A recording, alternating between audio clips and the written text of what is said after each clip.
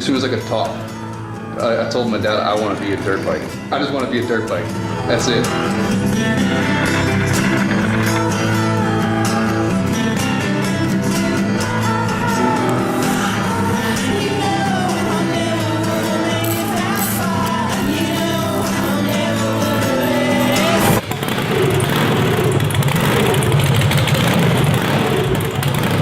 My name is Max Hazan. We're at my shop in downtown LA in the Fashion District.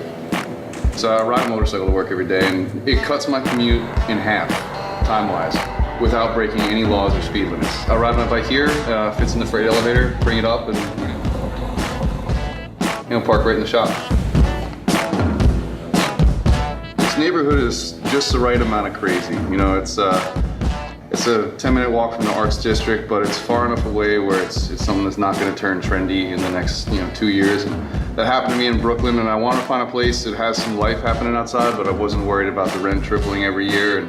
And I love it down here. I mean, it's a little crazy. It's just dirty enough where it's still cool. I found this foam at Michael's Art Supply originally, and then they said it was florist foam, and I found out that the Flower District was just 4 or 5 blocks away, so I went over there, and it's a third of the price. But the reason why I bought foam initially was I wanted to be able to see how some of my ideas would come out in 3D, and then you could actually take measurements from it, and you had basically a 3D drawing.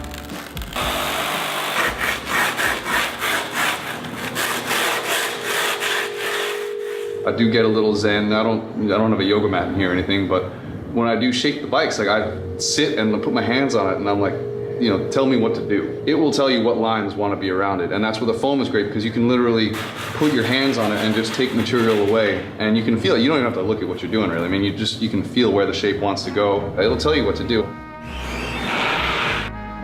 I was always an artist. My previous job, I had an interior design and contracting company. So I did that, but to be honest, my heart wasn't in it. It was a rough grind in Manhattan. I love what I do now. I probably work more hours doing what I do now than what I did before.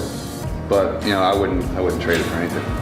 No, I've been really lucky with this whole thing, because I became a motorcycle builder by accident. I feel like if I were to try and do this 10 years ago, this never would have worked out for me. It was social media that allowed me to do it for a living. It was the ability to reach thousands of people around the world and show them your work with quick posts on social media. But there was a day when I was having lunch with my old man, and he was like, listen, why don't you just go for it? And he's like, you don't have a mortgage, what's the worst that's gonna happen? So you're not gonna end up on the street, man. Like if you go broke, we'll help you out. Luckily, I didn't. It worked. And then the light switched on, so that I could just make everything.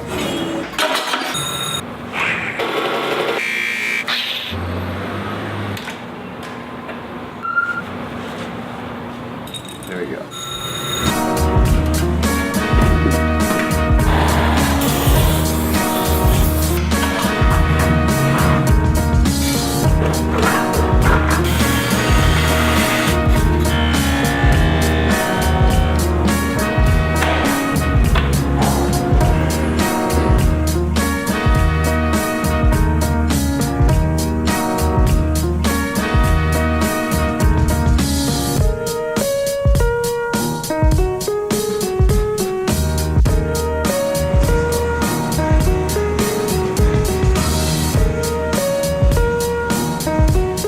Every piece, it's got to be 100% functional, but I want to make it in the most aesthetically pleasing way possible. Like, it's not doing like the TT race, so there's no Olin's, set up on here. So there's no extra superlative things, like to jazz it up. It's as simple as possible, but in the most elegant way that I can think of.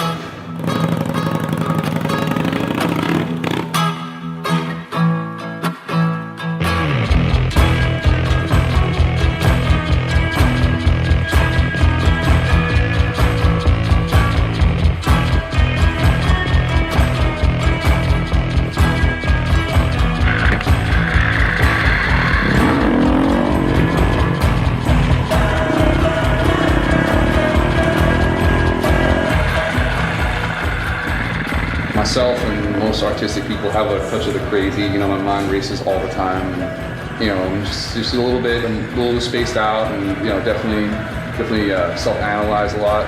But the only thing I've ever found that can switch that all off is riding a motorcycle fast.